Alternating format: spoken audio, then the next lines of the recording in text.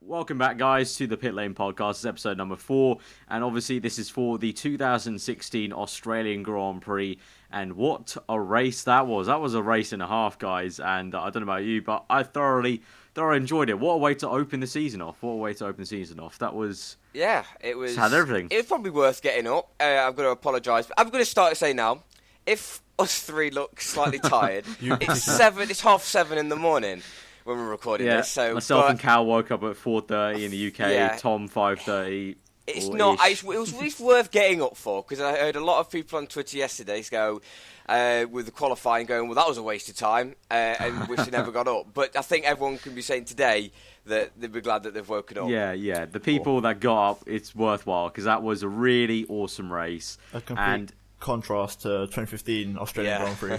Yeah, complete. And if you look at the results and just look at it on the face value, it looks exactly like a 2015 race, almost like, you know, 1-2 for Merc, but Vettel third. But if we look closer at what happened in the race, absolute madness. So we're going to sort of take you through what happened in the race first on the podcast, then we'll sort of kind of go into what we think about it. But obviously, we need to start with the start. That was a pretty mad start for Ferrari. Obviously, Tom, you actually missed the start because someone fell asleep when their alarm went off. You did what I did last year, yeah. At least I actually caught the good race, but yeah. Vettel. At least I didn't miss the good stuff. Yeah, you didn't miss the good stuff after that. So Vettel.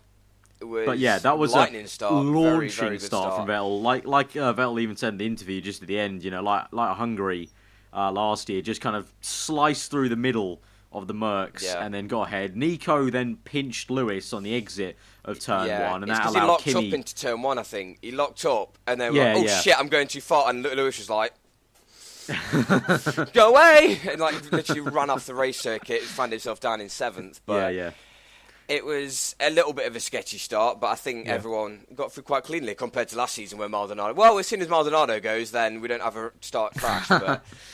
old 2015 banter right there. Speaking of crashing and stuff, of course, a huge part of the race was that huge crash between Gutierrez and Alonso, which was a crunching crash, to say the least. It was a good crash because no one got hurt. Oh yeah, no one got hurt, but a complete McLaren just got wrecked. It didn't look like a car anymore. Yeah, I did tweet out saying that's the first time I've seen in a long time where a car's got completely trashed, like full on total. Yeah. And I said that it was like almost like Kubica, Montreal, 2007. Yeah. So it's been a long time since we've seen something like that. It was completely total like that. Like it went up in the air and completely, the entire side pod was gone. Yeah, the wheel, all tethers, the entire like crumple zone. There was a funny screenshot that someone put on Twitter of the McLaren Honda upside down and Alonso, and it was just like, well, shit. As he's upside down, this isn't the right way up. I'm not. You know, like in the Deadpool trailer where he pauses in the middle of the upside down car. It's like, well, this isn't good. But it was that just proves that. But like, there's the whole Halo thing of what would have happened when that happened. But I think I think if people bring up that argument with that crash, they're just trying to look for the kind of way to bring it up in conversation, because the wheels were all fine. They're all on tethers. It was all good. It was a safe crash. Alonso crash. walked out. He was a little bit winded, obviously, as you would do, but pretty much as soon as his body caught up to speed, he was completely fine, just walking around normally. He's had a medical check and he's fine. He's been cleared. So it's quite all good, incredible how he's got away. But like, go back into the start, we saw Kvyat, who I think... Because I missed it, but obviously I read it via Twitter. Basically, he just stopped halfway, like in the middle of the circuit, sort of slanted, and then obviously they had to do a kind of another formation lap to kind of delay the start. That took a lap off the total Grand Prix time, and then Kvyat, he could have like continued on, because the car eventually got wheeled across by the marshals into the pit lane, but he got out of his car for some reason. So I don't know why he did, because I think he could have been wheeled back to the pit, see if they could try and get it fired up, then get out. Yeah, exactly. If it was a complete failure, but I'm not sure why he was like, oh, I must get out. And the way they got the car off the track, I was quite surprised. I actually thought, when they started taking it over to the left-hand side, I was like, they're going to end up catching back up. They're going to still be taking the car off whilst Hamilton slots back into first. And they actually did. He just got it off in time. Otherwise, another aborted start, which I think have royally pissed off all of the engineers, because I think that car would have, or all the cars would have been a little bit toasty. Yeah, that was a little bit odd. The marshals took it left and then right into the pit lane. It kind of reminds me of China. I think we'll see China afterwards. Last year? Yeah, I think so. Where they fucked the front wing. I think all the the mechanics were like, "What the flying F are you doing with our car?" It's not a good thing. But so I don't know exactly what was happening with Kvyat. Like, we'll have to see. Like, obviously we're doing this straight after the Australian Grand Prix basically just ended. The podium celebration just ended. So we'll have to see in interviews later on what actually happened. But I'll be surprised to see if he actually meant to kind of walk off. I think Tom's had some sort of issue because I don't think he can carry on. Yeah, I think Tom is going to have to leave us. It's very early in the morning, basically, and I think he's been told to get off. Yeah, Skype, get the fuck off. Unfortunately. But, anyway, we'll continue on. We'll continue on. Two of us, we're all good to go. I know, I'll be you in a minute. I'm falling asleep. It's just going to turn into me talking about the race just alone. It's a good race. It's a good race. But yeah, as a whole, the race was a great spectacle, I think, in terms of you saw Ferrari so much closer to Mercedes, and of course, Vettel was leading for a lot of it, and then, of course, the red flag came out with Alonso crashing with Gutierrez, and that sort of reset everything. Hamilton was on medium tyres before the red flag, and then continued on those medium tyres. Of course, the only medium tyre set he brought to the race, and he was going to the end. So it sort of it kind of flustered Ferrari, and they got the strategy completely wrong, I think. I think that, on topic of tyres, it was a very good debut for the three compound. Yes, very it good worked debut. really well, really well. Really did mix up the strategy because you had 1 stops, 2 stops. You could even do like a 3 stop if you wanted to. It was all over the place, and then we see with the red flag, it wasn't even in the middle. It was before the start, with the halfway point. It kind of threw off the strategy. I've got loads of people talking about can they take the mediums to the end, can they take the softs to the end, should they put super softs and put on another set, which what Ferrari did and ultimately failed in that business. But it was a very on contrast to what qualifying was yesterday with a debut rule. This new rule, I think, has been fairly solid. I think they've done a very good job of it. Yeah, it's worked really well. In terms of like teams choosing the super soft and medium, we saw so many different cars. At one point, there were all cars like on all sets of tyres.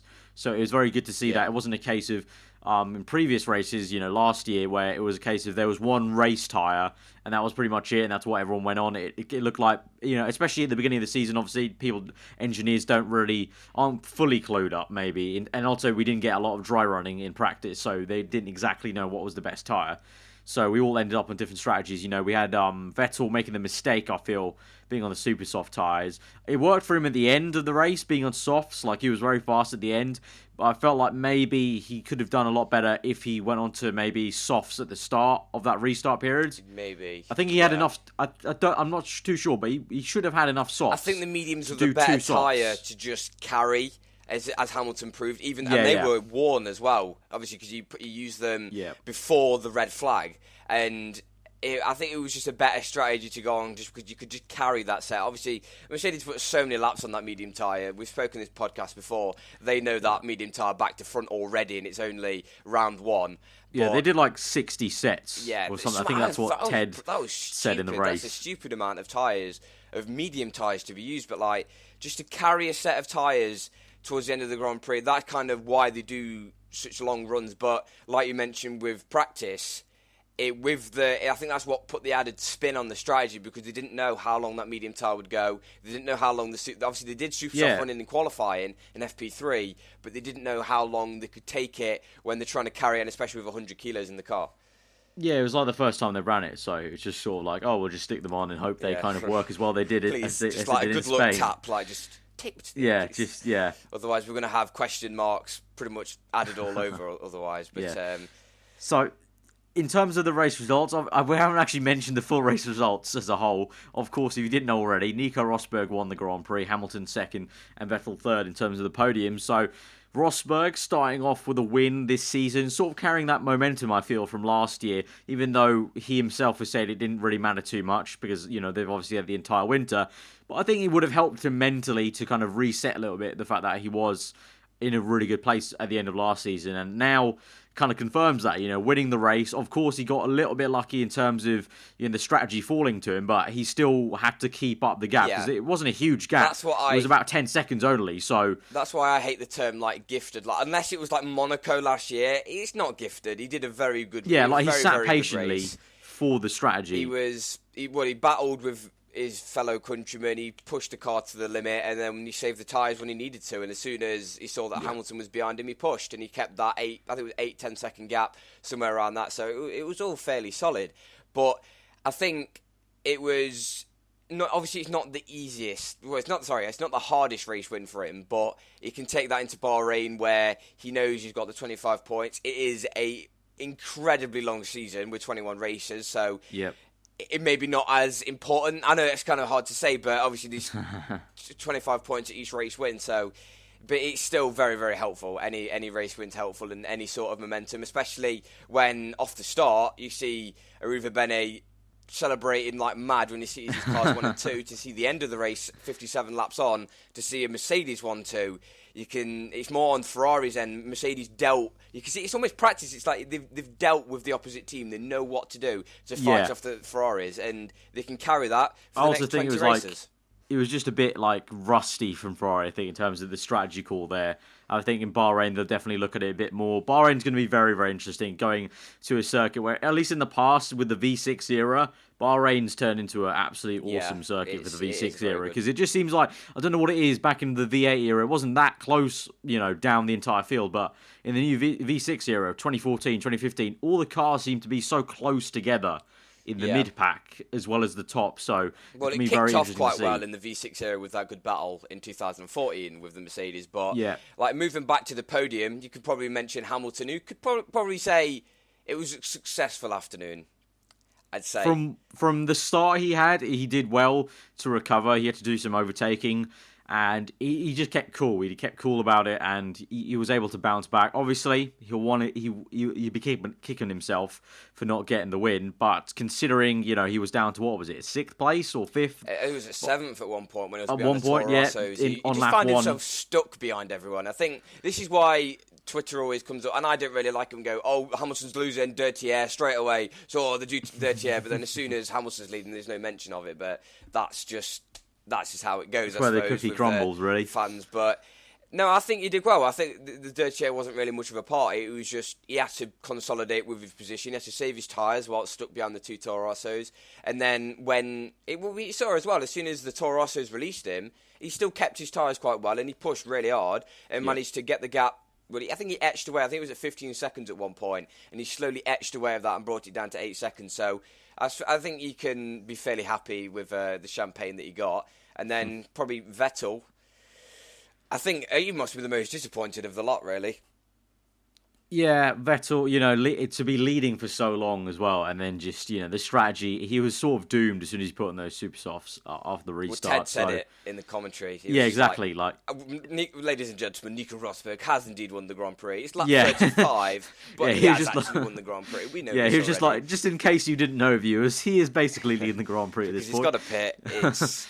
So, I felt like they should have... I think they should have gone soft instead of super soft. I think that would have worked a lot better for them if they had the tyres. I'm not sure if they did have the softs to go. In that case, it would have been better maybe to go medium, and then if they still wanted a pit to go to softs, then go on softs. But of course, also one thing was speculating that Ferrari maybe aren't as good on the medium tyres. It seems like their car works really well with the softer tyres, which bodes well for them for, upcoming races. You got like Canada, Monaco with the ultra soft.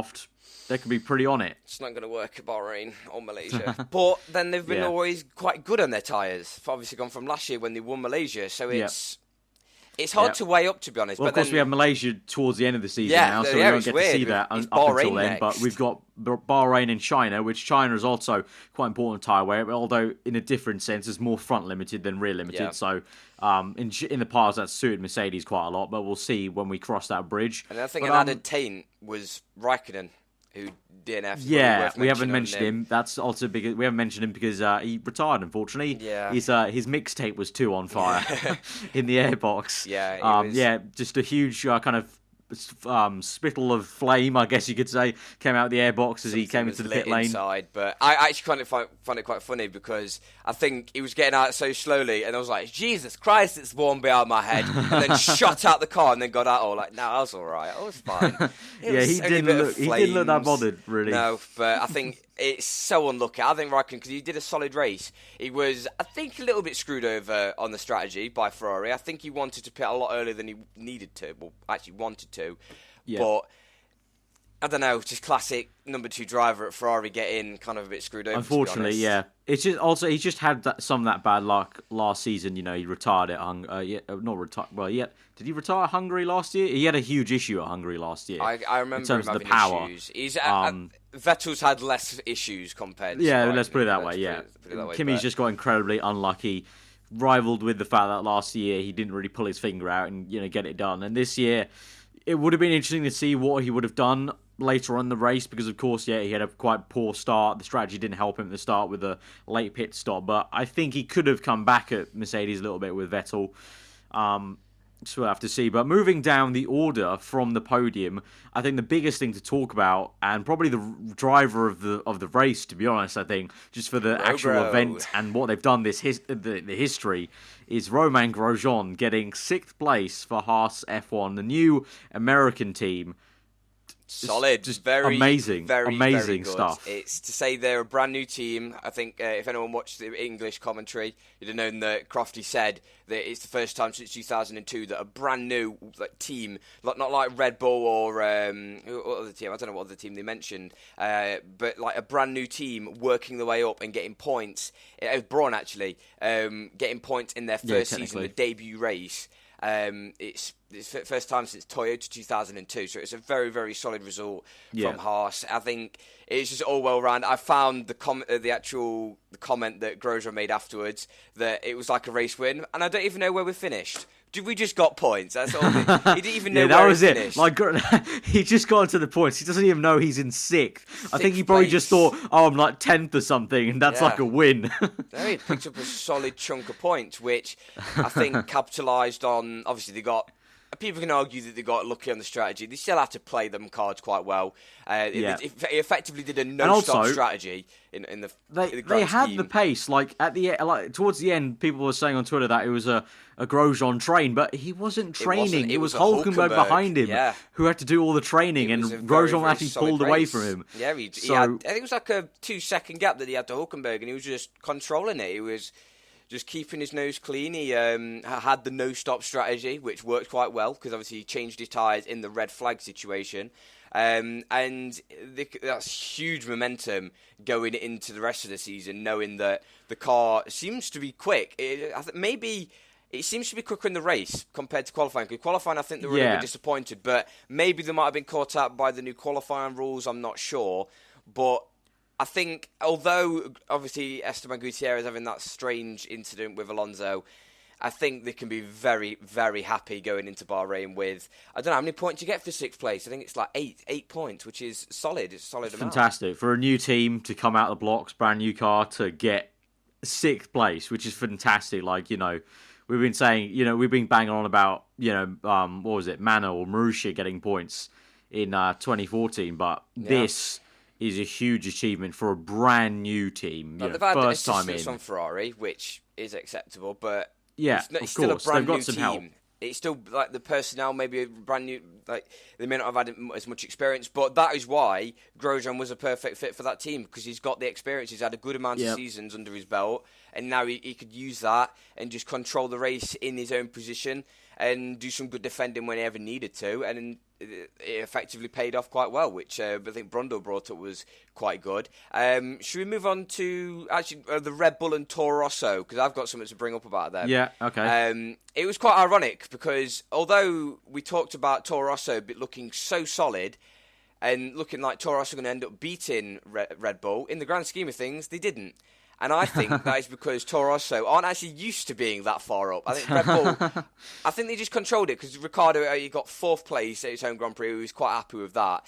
Yeah. And he ended up finishing ahead of both Toro Rossos, who were kind of fighting over each other, to be honest. Verstappen getting quite flustered with his quite colourful words. But yeah, I think that was just a classic team not knowing what to do in certain situations. It was, of course, you got 2 young guns as well at the same time, but it was a case of also, I think, the engineers on the pit wall didn't really know how to manage the fire that was coming out both their drivers in terms of how to manage what they were going to do. And of course, Max getting quite heated, trying to overtake Sainz, and a lot of people were having a huge go at him on Twitter, which is understandable because he was being very outspoken. But at the same time, I also don't want him to change because that's part of his aggressive personality to kind of be an 18-year-old in F1 and be that still kind of boisterous about it. So they're just dead angry. But yeah, but as a whole, Toro Rosso's pace was very surprising. Of course, by the end of it,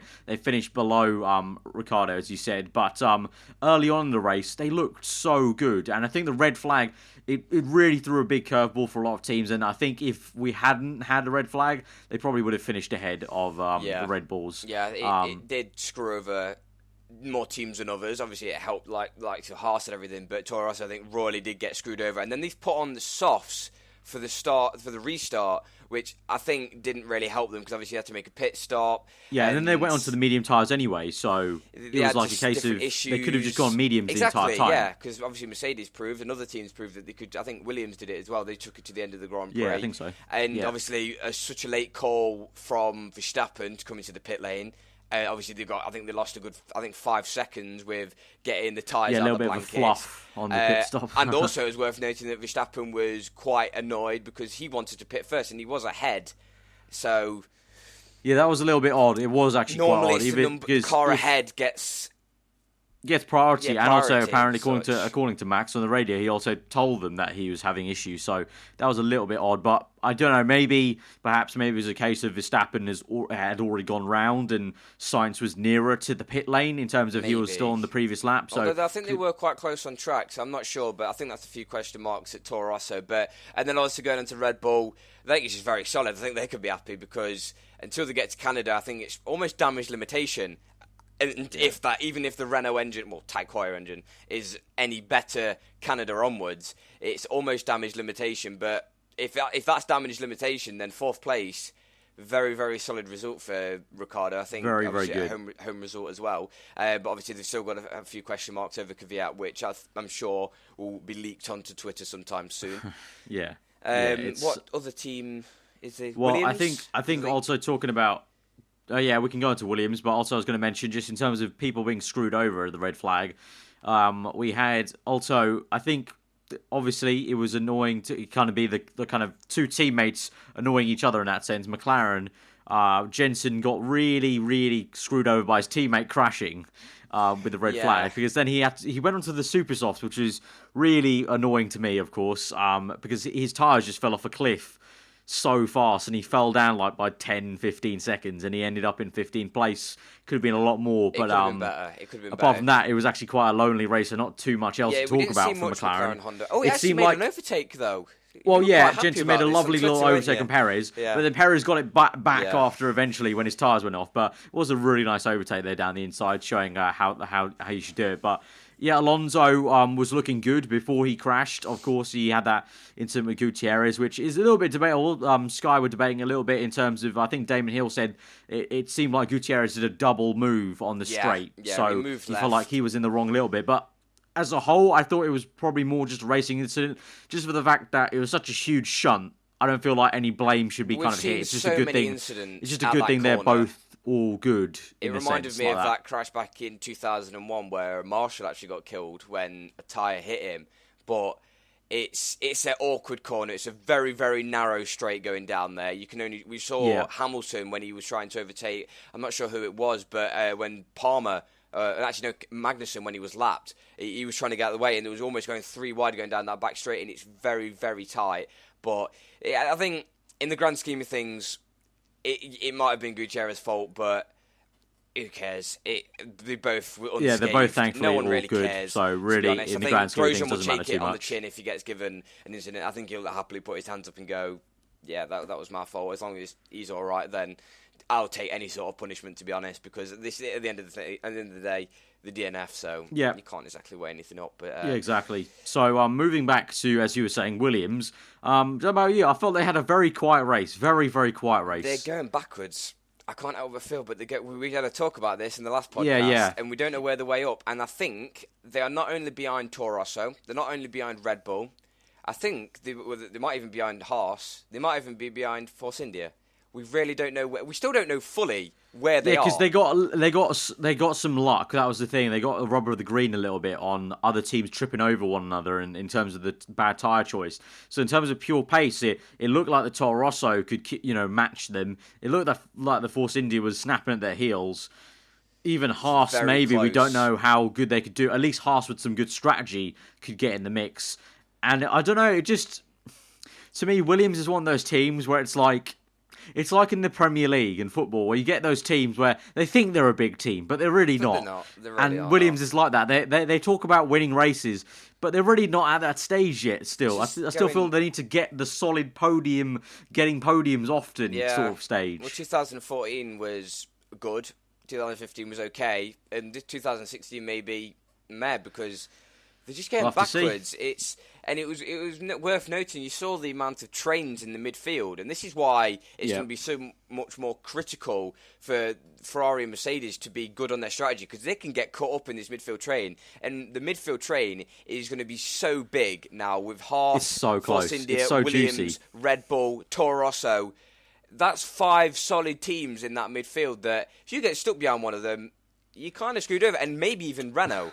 Renault had a solid race. But before we go on to Renault, I think Williams, they're just not very good on their tyres, because I think they pit quite early. And then even when they're on the mediums, they couldn't carry that tyre. And they still have the good straight line speed from all previous years. But that's it. It's the good things stop there. The positives they've even stop. changed their car a little bit to be a bit more kind of mechanical grip-wise on the front, and kind of change the velocity a little bit. But their car is still very much going for that straight line speed efficiency. As you talk about Renault, I thought it was quite a solid race for them. They were surprisingly good. In terms of I think it was at one point Crofty was like, it's surprising to see that the Toro Rossos can't actually quickly overtake Palmer on the straights, even with some DRS. So it seemed like the Renault engine actually was not too bad. It was surprisingly good on Palmer's car. And obviously Magnussen, unfortunate for him to get puncture, and somewhere Fizzy fan is crying somewhere. Did you actually find out who gave him the puncture? Because we never actually get to see. I'm not too sure. Obviously, we're doing this straight after the race, so we haven't seen any of the kind of Sky or Channel 4 kind of analysis or whatever like that. But so I'm not too sure about that, who gave him the puncture. But Palmer looked really solid. When going down to that was a huge thing. We had a little screenshot, of Jenson Button having some sparks flying right in his face. Everything is fine. Do you mind? Mind? But from his old teammate. But I thought it was quite unlucky, because it would be interesting to see where Magnussen kind of slotted back in. Obviously, he kind of got a little bit helpful, because after the red flag, he actually got to go round, so he could rejoin. And it would be interesting also just to see where Magnussen would have taken the Renault, because I feel like even though Palmer is very, very solid, I think Magnussen is that little bit faster on race pace and qualifying. So it would have been. We've got 20 races to find out who. Well, yeah. But I think that's a solid team. After a very good livery, I was quite impressed with the livery. I think we haven't talked on that, but it's yellow. It's Jordan, basically. And with Palmer, who seems to have very good racecraft, he did some incredible defending. Yeah. And he doesn't seem to get that flustered in the car. He's just like, okay, trying to overtake he wasn't me. too phased with having two Toro Rossos banging on and shouting on the radio. He did get mugged by the Toro Rossos eventually. But you can't help that. You saw Hamilton at the start. As soon as you're ran wide, you're absolutely screwed. You're going to be losing positions left, right and centre. But it was solid from Joe Palmer, and we'll see what happens with Kevin Magnussen. He obviously was very solid back in McLaren in 2014. He wasn't really involved in that many stupid incidents. He seems to be quite a clever individual. So we'll see. We'll see if they can improve or not. Because obviously this whole Renault improvement, if the actual improvement's good, it will be interesting to see Canada onwards how well they actually slot in, especially in that midfield, because they can easily pick up some solid points. Yeah, indeed. Now moving later on down the field, I should say, I want to talk about, interestingly, Sauber and Manor, really, really bad.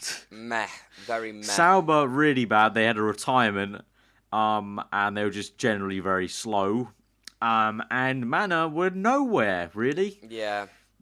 After all the talk, after how good the car looked in terms of they actually had some nice aero detailing, Mercedes engine, they were still nowhere, which baffles me. I don't understand how they were nowhere still. Well, I think at one point Verline was up to like 14th. He had a very, very good start. They had a really good start, and then but eventually it just fizzled off. The I pace think just fizzled off. Yeah, retired, and we had no idea why. He just got out of the car and they reeled. Oh, the red flag situation. Yeah, he just stopped, and then Verline. Yeah, good start, but just I'm not too sure. Maybe having so many medium tyres didn't really help. No, maybe. It wasn't the best tyre. It was good for you could maybe have done that. In hindsight, it wasn't the best. But we saw obviously we were talking about the tyre allocations and was like, it was clearly obvious that Manor are going to be doing quite long stints, but the rest of the field did long stints. Like Mercedes Hamilton had one set of mediums and used that one set of mediums to their advantage. So I don't think qualifying. I don't think they probably maximised maybe the most amount of qualifying, even if they wanted to save any tyres, because obviously they had the limited amounts. But it was a bit disappointing on their end, and I think Sauber, they're just dropping off. They just I don't think they don't have the money. We've said it so many times in previous podcasts. We said it in the third one last time. They just don't have the funds, and they just can't develop the car, and they're just slowly getting to that point where I feel like the team can almost kind of sell the team on and just not worry about it anymore. Like, just sell it to new owners, because they don't have the money to kind of compete, so they're just sort of trundling around trying to just finish ahead of the Manors and finish ahead of any cars that kind of trip over themselves. Yeah, I think it's quite clear now that we know who the backmarkers are. So Sauber, well, if anything, I think Manor have caught up to Sauber instead of Sauber dropping back. I think Manor have done a very good job with the new implementation of the Mercedes engine. They've still got a long way to go, as it seems, but it's a bit disappointing, to be honest, because we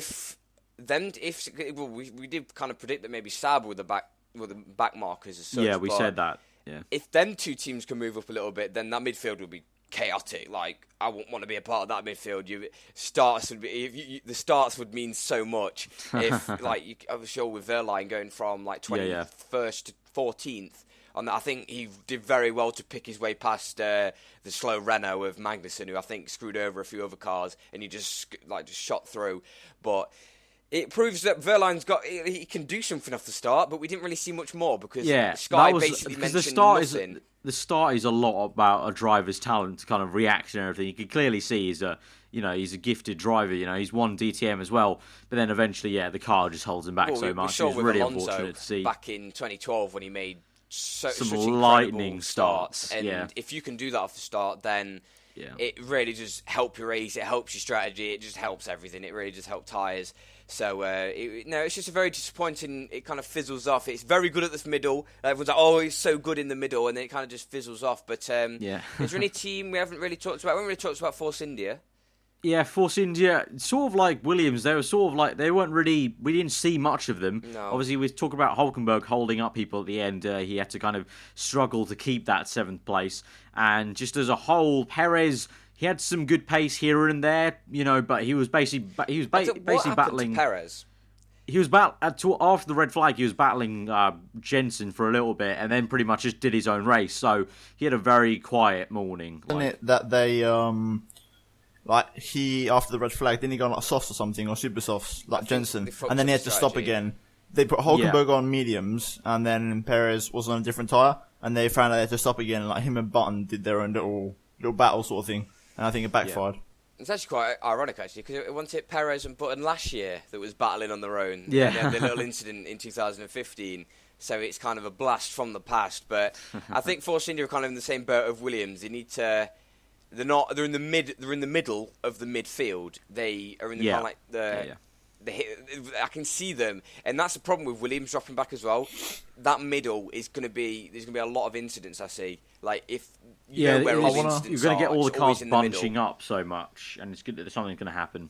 I do want to say, I don't know if you've spoken about it because I've been in and out sort of thing, but if you look at, for example, Williams and Force India, who are the cars who you could say have significantly less developed than any of the others over the winter, who have pretty much got their, you could say, a C-spec car of last year's car. Yeah. You can see, for example, Haas, who have got back in development, have gone straight in, and they've almost matched them, if not overtaken.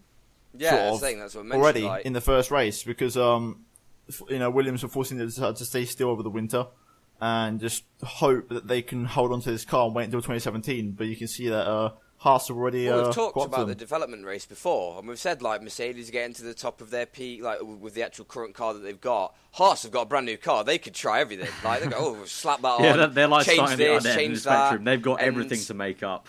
Obviously, they've only got a year really to do this because obviously they're going to change next year. But they've got all season basically to try things if they've got the money to put things on the car and just go, oh yeah, we'll try that, we'll try this.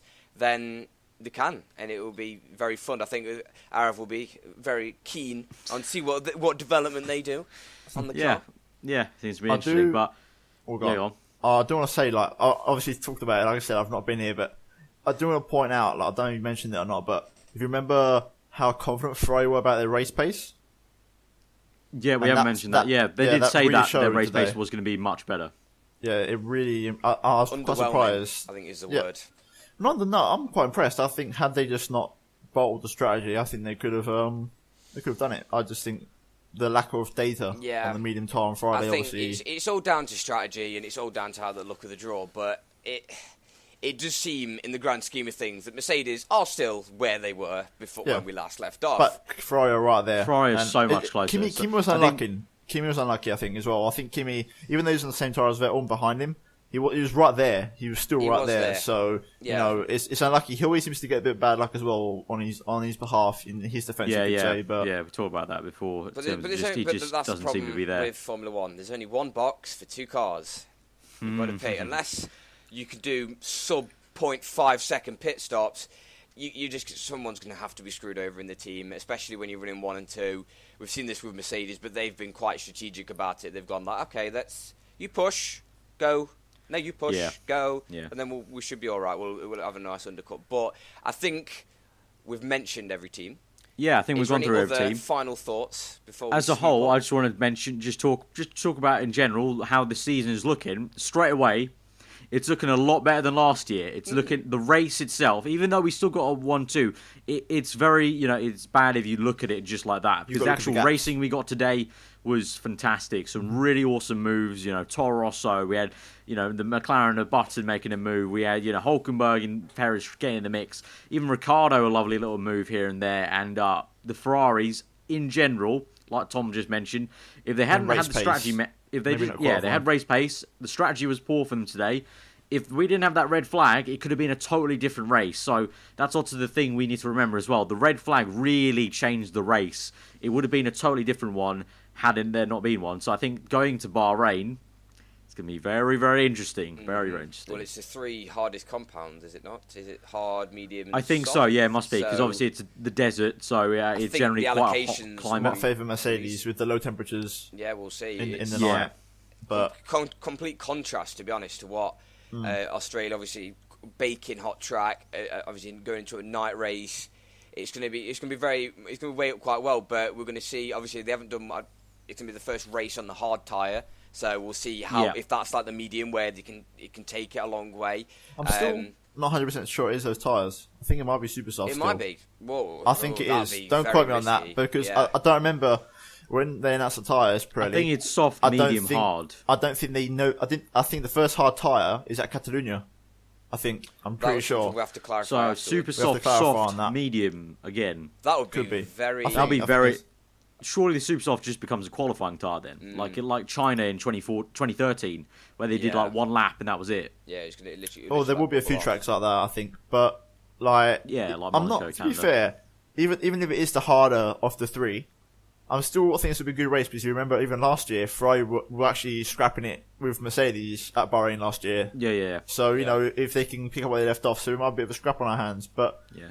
We also have things like going actually back to what Cal was saying, but we were talking about Williams before. Also, Williams will have their new nose at Bahrain, so we're talking, Cal, about how they've kind of not really gone anywhere. Could see a bit of an improvement for them there. Maybe this was a case of they just have to kind of do with what they've got for this race. I don't think a nose will be that revolutionary. It's not going to be revolutionary, but it could add something. It might be an improvement. They might get ahead of other teams. But the development race is very much on, and we'll see how we go. We'll see how it goes. 2-week break before Bahrain. Is it 2 weeks? Yeah, 2 weeks. So a little nice break, then Bahrain comes ahead. So have another podcast next week. Maybe. I think we will have another podcast next week. I think we'll discuss a bit more in depth after, because we're doing this straight after the race. So if all three of us have a bit more in depth look at what happened in the race, we can talk a bit more about it. Maybe if we miss some things off in the next podcast. And I think if anyone has some questions for us, or you generally have your own thoughts about the race, let us know in the comments below, and we can sort of discuss that in the next week's podcast. And you never know. In the last podcast, we thought we wouldn't have too much to talk about, and we had plenty to talk about. So I think that's going to be another case. But I think that's probably a good place to wrap up, because we've talked about the race as a whole.